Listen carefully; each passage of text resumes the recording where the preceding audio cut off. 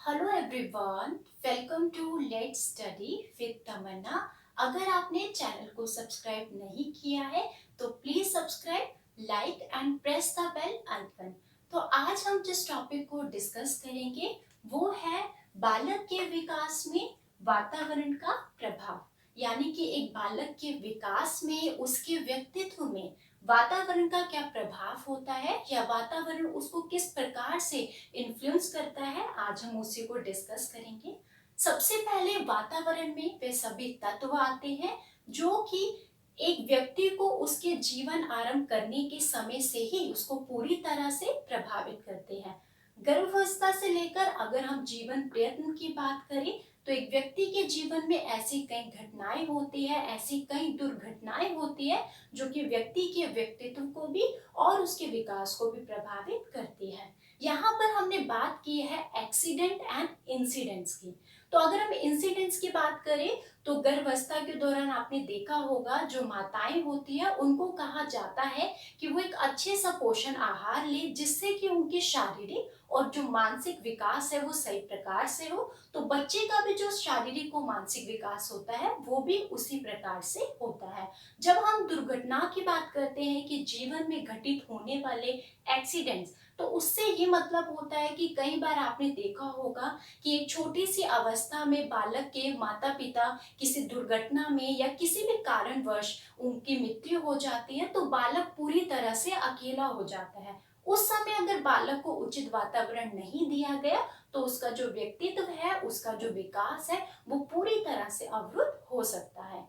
अगर हम एक और इम्पोर्टेंट बात करें तो आपने देखा होगा कि एक बालक किस परिवेश में जन्म लेता है या परिवेश में किन लोगों के साथ मिलता जुलता है, इन चीजों का भी उसके व्यक्तित्व पर और उसके विकास पर इफेक्ट पड़ता है। अगर परिवेश में कोई कमियां हैं या तो अधिक प्रदूषण है, भौतिक सुविधाएं नहीं है, जिस परिवेश में वो रह रहा है वो पूरी तरह से असभ्य है, तो आप देखेंगे कि बालक का जो विकास होता है वो पूरी तरह से प्रतिकूल होगा क्योंकि उसको वातावरण उसी प्रकार से मिला है। अगर हम ये भी बात करें कि एक बालक की जो सामाजिक और आर्थिक स्थिति भी होती है उसको पूरी तरह से प्रभावित करती है, तो आप इस इम्पोर्टेंस को समझ सकते हैं।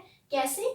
कभी आपने देखा होगा कि एक निर्धन परिवार में यानी कि गरीब परिवार के बच्चों को अगर शैक्षिक वातावरण सही प्रकार से ना दिया जाए, सामाजिक वातावरण सही प्रकार से ना दिया जाए या सांस्कृतिक वातावरण सही प्रकार से ना दिया जाए, अगर मैं बात करती हूँ यहाँ पर शैक्षिक वातावरण की, तो इसका मतलब यही होता है कि स्कूल में मिलने वाली सुविधाएं उनको ना दी जाए, फैसिलिटीज ना दी जाए, या वो स्कूल की मुख्य धारा से ही बिल्कुल अलग हो, या स्कूल में होने वाले या समाज में होने वाले जो भी सांस्कृतिक कार्यक्रम है उनके अवसर उनको कम मिले, तो उन बच्चों का जो विकास होता है वो पूरी सामान्य रूप से नहीं हो पाता।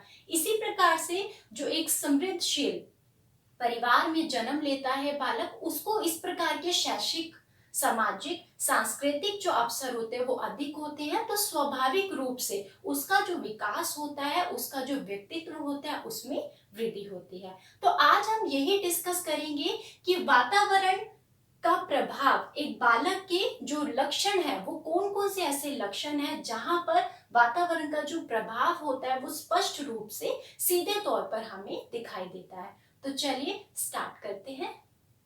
सबसे पहले है वातावरण का शारीरिक अंतर पर प्रभाव। ये बात कही है फ्रांस बोन्स ने। फ्रांस बोन्स के मुताबिक कुछ प्रजातियां हैं जिनमें कि शारीरिक अंतर का कारण ही क्या है? वातावरण। उन्होंने माना है कि कुछ प्रजातियों में शारीरिक अंतर का कारण ही वातावरण है और इस बात को उन्होंने एक उदाहरण के द्वारा सिद्ध किया है। उन्होंने कहा है कि जितने भी जापानीज लोग होते हैं या यहूदी लोग होते हैं, आपने देखा होगा उनकी जो हाइट होती है वो छोटी होती है, लेकिन जापानीज और जो यहूदी लोग हैं वो अमेरिका में कई पीढ़ियों से निवास कर रहे हैं जिससे कि उनकी लंबाई अमेरिका की जो भी भौगोलिक वातावरण है उसके कारण उसमें वृद्धि हो गई है। तो ये क्या इफेक्ट डालता है कि एक बालक के या एक व्यक्ति के शारीरिक अंतर प्रजातियों में भी जो शारीरिक अंतर होता है उस पर भी वातावरण का प्रभाव पड़ता है। जो जिस प्रकार से वो उनके छोटे कद थे, अब उनकी पीढ़ियां काफी अमेरिका में ही निवास करती है, तो आगे आने वाली जो भी पीढ़ी है वो इतने छोटे कद के नहीं है, उनकी लंबाई में बढ़ोतरी हुई है। ऐसा कहना है फ्रांस बोन्स ने, और उन्होंने अपने उदाहरण के द्वारा इसको सिद्ध किया है। सेकेंड है आपका वातावरण का मानसिक विकास पर प्रभाव, गॉर्डन के द्वारा। गॉर्डन का मानना यह है कि अगर एक व्यक्ति को या एक बालक को अच्छा सामाजिक या सांस्कृतिक वातावरण ना दिया जाए, जो आसपास का उसका परिवेश होता है, वातावरण होता है, उचित प्रकार का नहीं होगा, तो उस बालक के या उस व्यक्ति के मानसिक विकास जो है वो धीमी गति से होता है। तो इस बात को सिद्ध किया है गॉर्डन ने नदियों के किनारे रहने वाले बच्चों पर अध्ययन करके। इन्होंने उस उदाहरण को प्रस्तुत किया और देखा कि नदियों के किनारे जो रहने वाले बच्चे हैं, जब उन पे अध्ययन किया गया तो इस बात को इन्होंने उजागर किया कि वह जो बच्चे हैं वो पूरी तरह से जो समाज का एक अच्छा प्रभाव है उससे अलग है, क्योंकि उनका जो वातावरण है वो क्या है, गंदा है।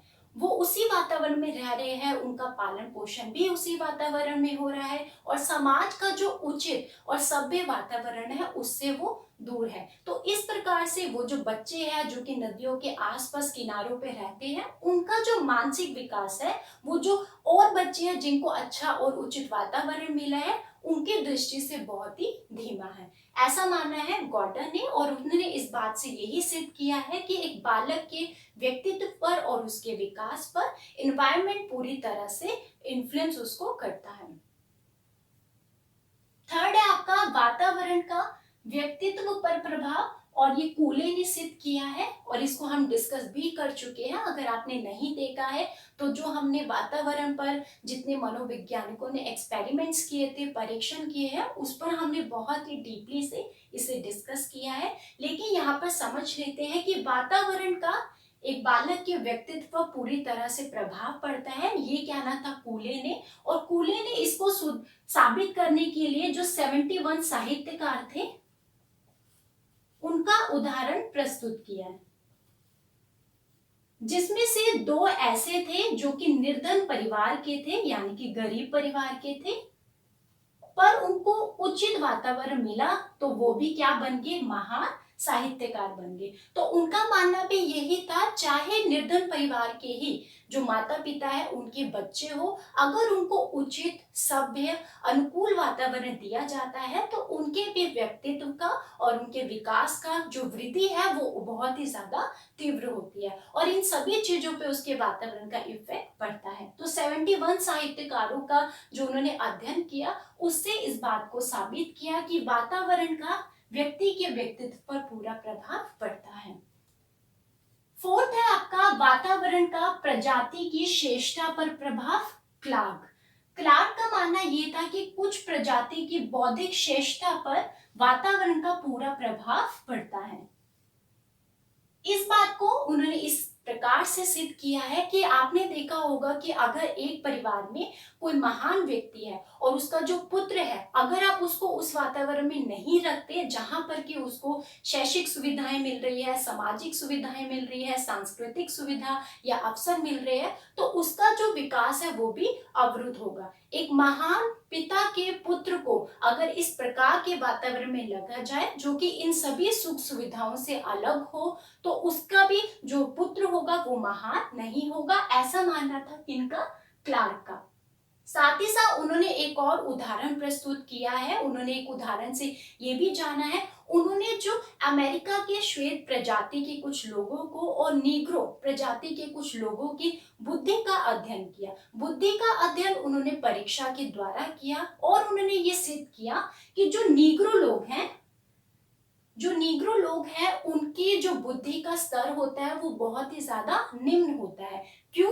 क्योंकि अमेरिका के जो श्वेत प्रजाति है उनको शैक्षिक अवसर, सांस्कृतिक अवसर और जो सामाजिक अवसर होते हैं जो कि उसके व्यक्तित्व के विकास करने में इन सभी का जो महत्वपूर्ण योगदान रहता है वो अधिक मिलते हैं। तो इस बात से भी उन्होंने ये सिद्ध किया है क्लार्क ने कि वातावरण का प्रजाति की बौद्धिक श्रेष्ठता पर प्रभाव पड़ता है। तो नीग्रो है, उनका जो बौद्धिक स्तर है वो क्या है, निम्न है। और जो आपके अमेरिका के प्रजाति के जो श्वेत लोग हैं, आप उनको देखेंगे तो उनका शैक्षिक स्तर भी अच्छा है, सांस्कृतिक स्तर भी अच्छा है और सामाजिक स्तर भी अच्छा है, क्योंकि उनको इस प्रकार के जो मौके हैं वो अधिक मिलते हैं। फिफ्थ है वातावरण का अनाथ बच्चों पर प्रभाव, और इस बात को सिद्ध किया है वुडवर्ड ने। वुडवर्ड ने कहा है कि जितनी भी समाज कल्याण जो हमारे फाउंडेशंस होती है, वहां पर बेसहारे और अनाथ बच्चों को रखा जाता है। अगर उसका अध्ययन किया है वुडवर्ड ने, तो ये जाना उन्होंने कि उन बच्चों को अगर अच्छा वातावरण दिया जाए, अच्छे से उनका पालन पोषण किया जाए, तो वे बच्चे भी अपने माता पिता से ज्यादा सिद्ध हुए हैं, यानी कि अच्छे हुए हैं। ऐसा माना वुडवर्ड का ही था कि अनाथ बच्चों को अगर एक कुशल सभ्य वातावरण दिया जाए, अच्छे से उनका पालन पोषण दिया जाए, जो भी सभी अवसर है वो उनको प्रदान किए जाए, तो वह उन्होंने इस बात को साबित किया है कि वो अपने माता पिता से अच्छे सिद्ध हुए हैं। सिक्स है वातावरण का जुड़वा बच्चों पर प्रभाव, न्यूमैन और हॉलजिंगर। न्यूमैन और हॉलजिंगर का मानना था, जब हम बात करते हैं जुड़वा बच्चों की, तो आपको पता है कि काफी जुड़वा बच्चों में शारीरिक लक्षण, उनकी मानसिक शक्तियां, उनकी शैक्षिक योग्यताएं और उनका जो व्यवहार होता है उसमें बहुत ज्यादा सिमिलैरिटीज होती है, यानी कि समानता होती है। लेकिन फिर भी इन जुड़वा बच्चों में से अगर एक बच्चों को अलग वातावरण में रखा जाए और दूसरों को अलग वातावरण में रखा जाए, तो इन दोनों में ही आप पर्याप्त अंतर देख सकते हैं। ऐसा माना था न्यूमैन और हॉलजिंगर ने, और इन्होंने 20 जोड़े में जुड़वा बच्चों को लिया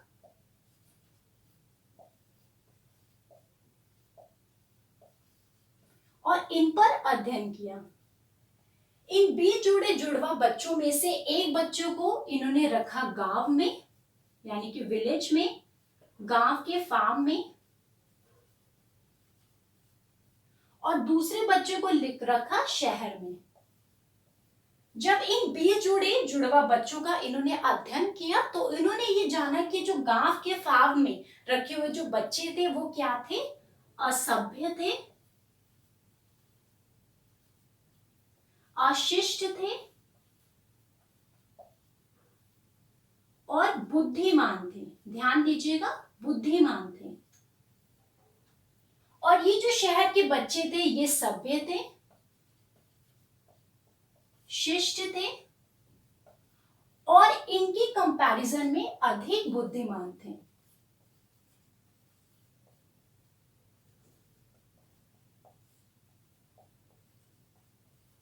ऐसा क्यों हुआ? क्योंकि ऐसा नहीं है कि गांव में रहने वाला जो बच्चा है उसकी बुद्धि ही नहीं काम करेगी, वो बुद्धिमान था, लेकिन वो असभ्य भी था और अशिष्ट भी था। और जो शहर का बच्चा था वो उसके कंपैरिजन में अधिक बुद्धिमान था, सभ्य था और शिष्ट था। ऐसा क्यों हुआ? क्योंकि वातावरण के द्वारा उनको जो अपॉर्चुनिटीज दी गई यहाँ पर कम थी और शहरों में अधिक थी। तो जिस प्रकार का उनको वातावरण दिया गया उसी प्रकार से उनका विकास हुआ। इस प्रकार को सिद्ध किया है न्यूमैन और हॉलजिंगर ने 20 जुड़वा बच्चों को देखकर।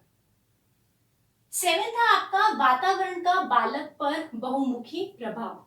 तो वातावरण का बालक पर बहुमुखी प्रभाव होता है।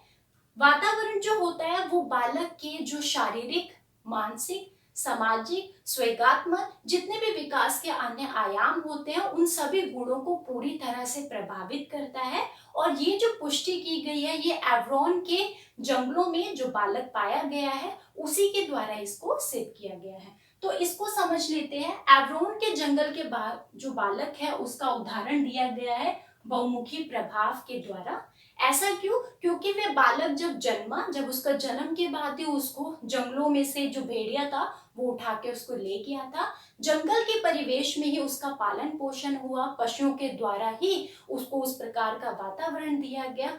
जब वे शिकारियों के द्वारा 1799 ईस्वी में इस बालक को उन जंगलों से खोजा गया, उस समय इस बालक की जो उम्र थी वो 12 या 13 वर्ष की थी। 12 या 13 वर्ष की थी। जब इस बालक पर अध्ययन किया गया तो ये जाना गया कि उसकी जो प्रवृत्ति है, जो उसका व्यवहार है, वो पूरी तरह से क्या है, पशुओं के ही समान है। वह दोनों हाथों से और अपने पैरों से ही चलता है, जिस प्रकार से पशु चलते हैं। ठीक उसी प्रकार से वह भी कच्चा मांस खाता है जैसे कि पशु खाते हैं। उसमें भी जो मनुष्य की तरह बोलने या सोचने समझने की जो शक्ति है वो बिल्कुल भी नहीं है, क्योंकि वो शुरू से ही क्या रहा है, भेड़ियों के साथ रहे, यानी कि पशुओं के साथ रहे। और कई बार ये कोशिश की गई कि उस बालक के अंदर जो मानव के सभ्य और जो शिक्षित गुण होते हैं वो डाले जाए। काफी प्रयास किया गया, लेकिन सभी प्रयासों में वह असफल रहे। तो इससे पता चलता है कि वातावरण का बालक पर बहुमुखी प्रभाव पड़ता है। तो आप देखेंगे जो एवरोन के जंगलों में बालक मिला है, उसके बहुमुखी जो विकास था, शारीरिक, मानसिक, स्वेगात्मक, सामाजिक, भाषागत, इन सभी पर ही वातावरण का पूरी तरह से इफेक्ट हुआ है। तो इन सभी का आज कंक्लूजन हम ये निकाल सकते हैं कि एक बालक को वो जितना अधिक एक अच्छे उचित वातावरण में रहता है, जितने समय तक वह अपना जो वातावरण में अपना समय व्यतीत करता है, उतने ही उत्तम गुणों का विकास और उतना ही उत्तम गुणों का या चरित्र का विकास उसके अंदर होता है। तो इन सभी का जो कंक्लूजन है हम ये निकाल सकते हैं और ये भी जान सकते हैं कि एक बालक के विकास में, उसके विकास को निश्चित करने में, पूरी तरह से निर्धारित करने में, उसके व्यक्तित्व में वातावरण का बहुत ही ज्यादा प्रभाव रहता है। तो आज हमने डिस्कस किया है बालक के विकास में वातावरण का प्रभाव। आई होप आपको लेसन पसंद आया होगा। Keep learning, keep supporting. Thank you so much.